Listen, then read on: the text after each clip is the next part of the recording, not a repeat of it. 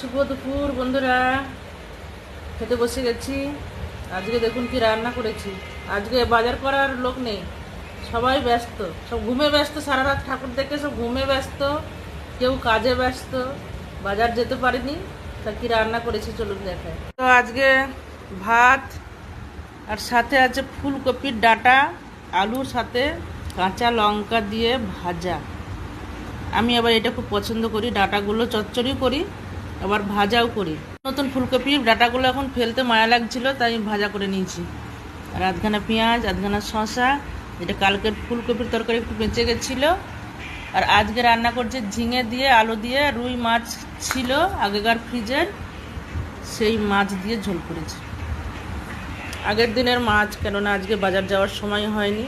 তো এই রান্না, এই যে ছোটো ছেলের ভাত। কর্তা বলে গেছিলো, কাজে গেছে, বললো মাংস নিয়ে এসে রান্না করতে।